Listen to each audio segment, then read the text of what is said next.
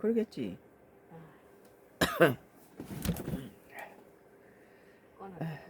전부 들어갔어요.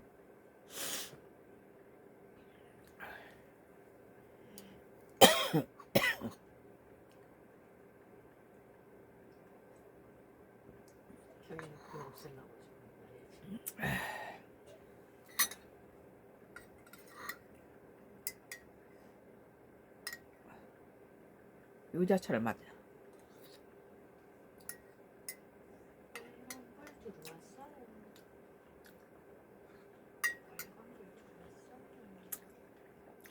유자차를 먹고 있어요. 유자도 씹으니까 맞더라고. 응, 향기가 좋아.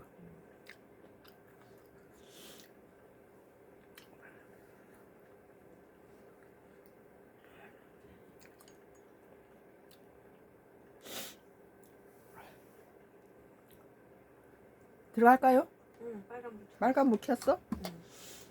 방금.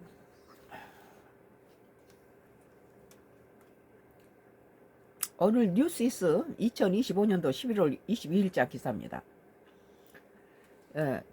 이 대통령은 남아공 G20 참석, 미중러 불참에도 다자무역 강화. 이 라마포사 영접받으며 회의장 도착.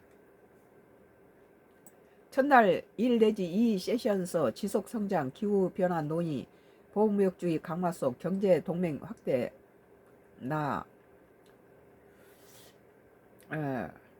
중동과 아프리카를 순방 중인 이재명 대통령이 22일 현지 시간 남아프리카 공화국에서 열린 주요 20개국 G20 정상회의에 참석했다. G20 참석을 계기로 글로벌 책임 강국으로서 위상을 강화하고 국익 중심 실용 외교의 지평을 확장할지 주목된다. 이 대통령은 이날 오전 10시에 한국 시간 오후 5시께 요하네스버그 엑스포 센터에서 시릴 라마포사 남아공 대통령 영접받으면서 회의장 안으로 들어갔다. 이 대통령은 정상회의장에 도착 후 행사 시작 전 모디 인도 총리, 폰테어 라이엔 유엔 집행위원장, 멜로니 이탈리아 총리, 키어 스타머 영국 총리, 알바니지 호주 총리, 판밍찡 베트남 총리, 칼라드 UAE 왕세자 등과 인사를 나눴다. 이번 G20 정상회의는 아프리카에서 개최된 첫 G20 정상회의로서 이날부터 이틀간 연대와 평등, 지속 가능성을 주제로 열린다.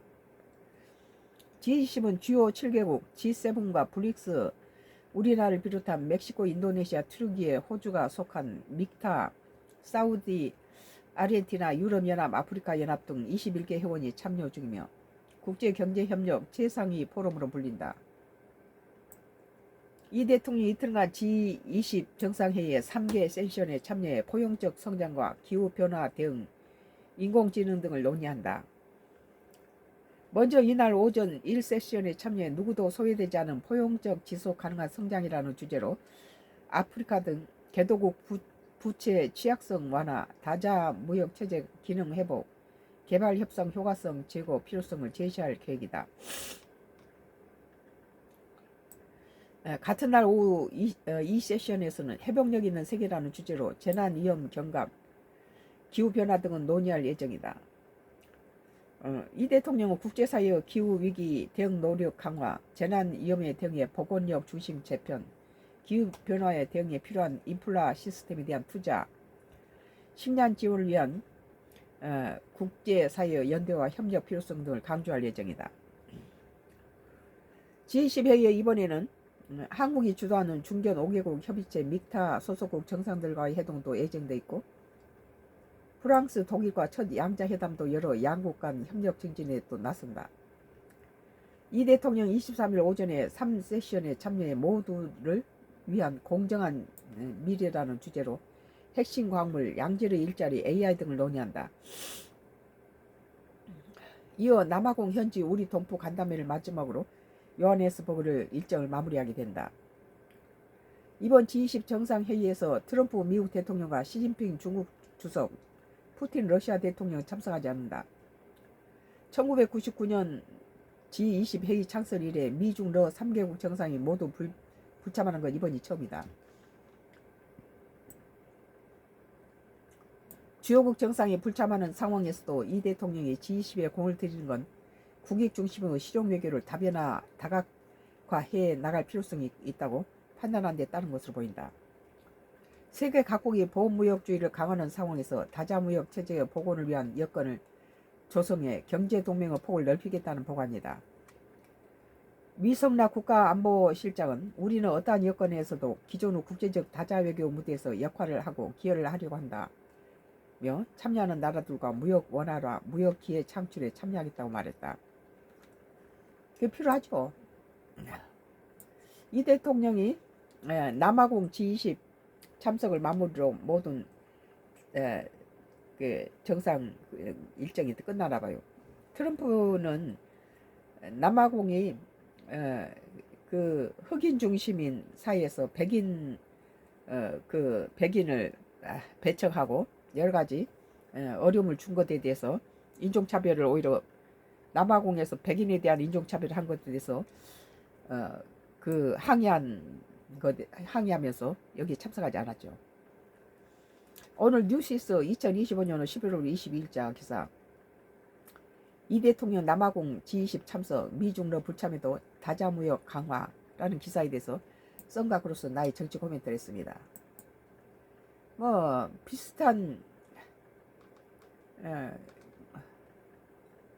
비슷한 내용의 내용에서 정치 코멘트를 계속할게요. 글로벌 이코노믹 2025년도 11월 22일자 기사입니다. 글로벌 이코노믹 캐나다, 독일 1조 원대 방산 빅딜, 한국형 잠수함 수출 전선 긴장.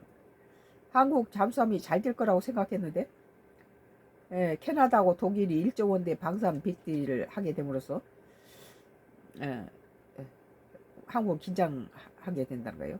캐나다 상업공사, 독일 연방군 CMS 330 공급 계약 양국 안보 밀착 가속화, 차기 잠수함 사업 CBSP에서 독일 유리한 명분 확보.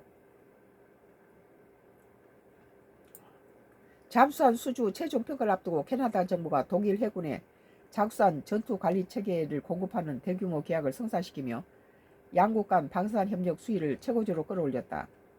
캐나다 정부가 독일 해군에 잠수함 전투 관리 체계를 공급하는 대규모 계약을 성사시키면서 양국 간 방산 협력 수위를 최고조로 끌어올렸다는 보도인데요.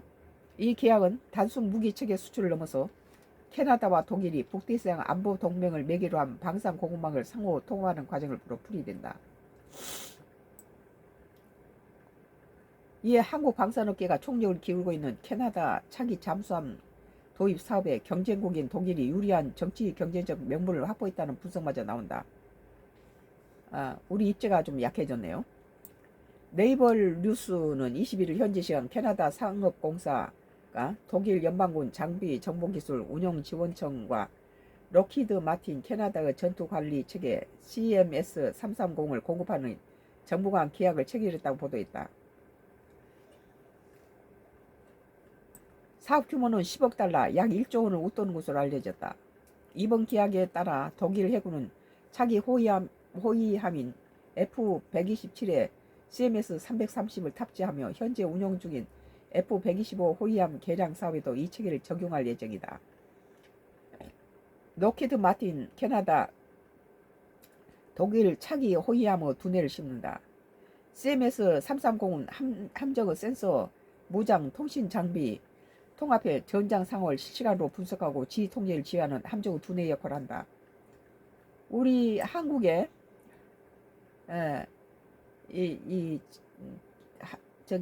현대하고 한화가 캐나다에 잠수함을 이번 12월까지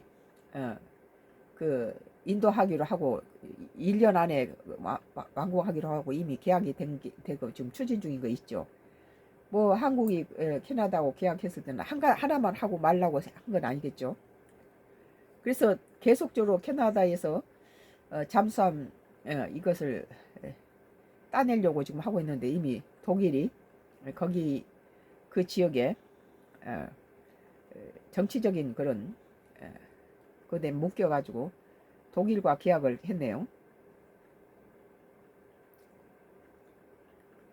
당초 캐나다 해군의 헬리팩스 호위함을 위해 개발된 이 시스템은 현재 캐나다 수상 정투함, 북극의 초계함 등 캐나다 해군 주력 함정에 폭넓게 쓰인다.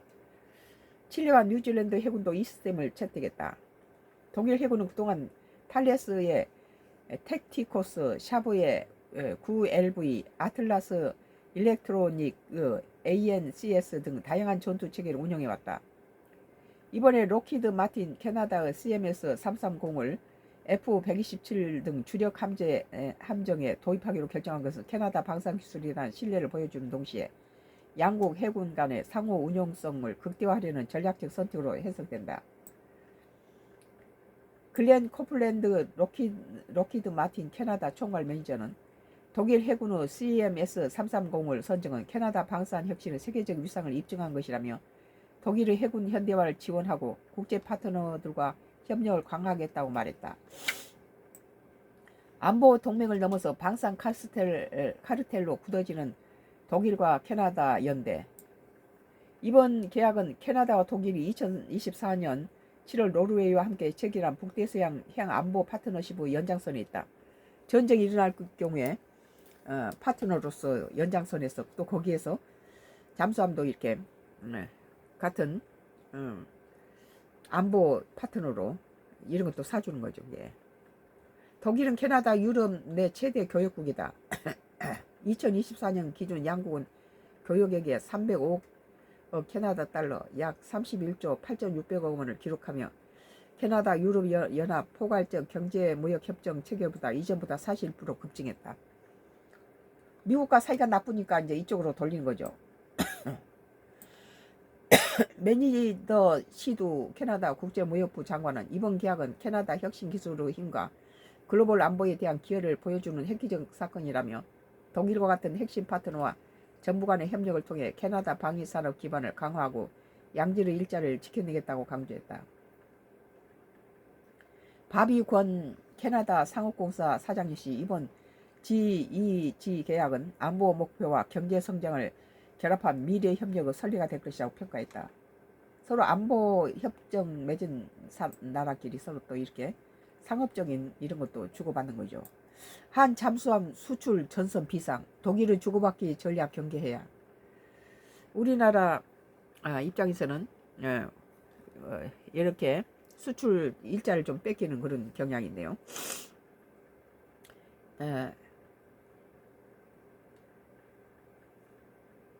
국내 방산업계는 이번 계약이 현재 진행 중인 60조 원 규모 캐나다 순찰 잠수함 프로젝트에 미칠 파장에 촉각을 곤두세우고 있다.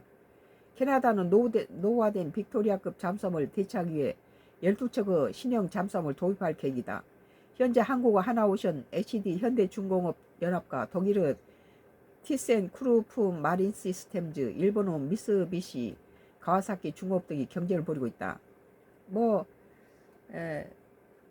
독일 것이 되지 않겠어요? 이렇게 독일과 이렇게 연계되어 있으면은.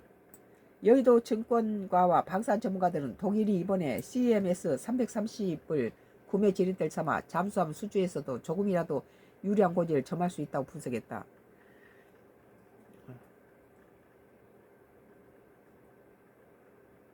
방산 전문가들은 방산 거리는 기술력 못지않게 정치적 셈법이 작용하는 영역이라며 독일이 캐나다산 전투 체계를 1조 원 넘게 구매해 줬다는 사실은 반대로 캐나다가 독일산 잠수함을 구매해야 한다는 상호 호혜의 논리를 강화하는 강력한 명분이 된다고 조심스럽게 진단했다.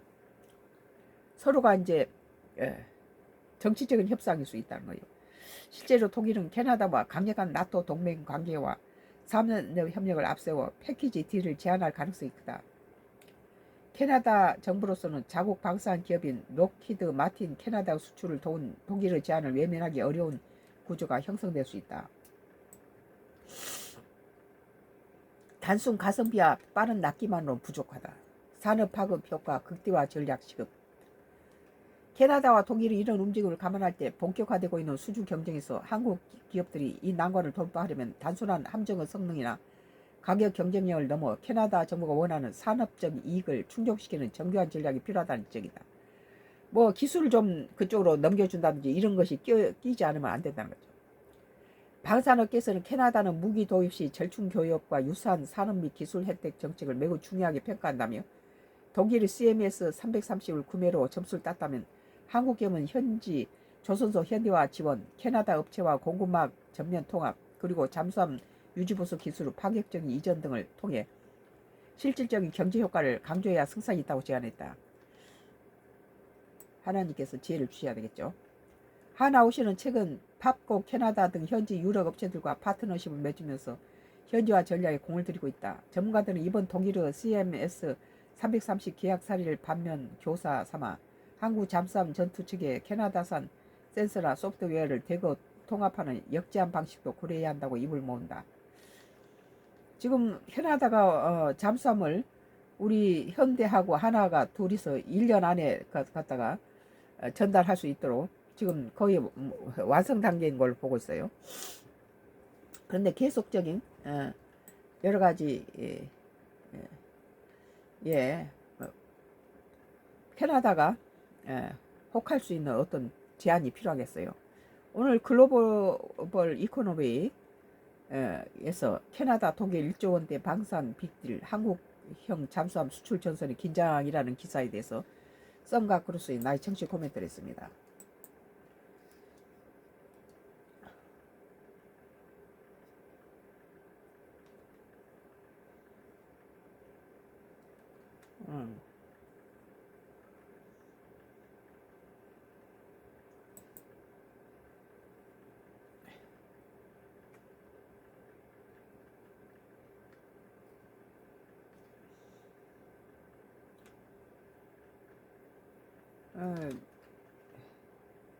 나의 썬과 크루스 나의 정치 코멘트는 계속 되겠습니다.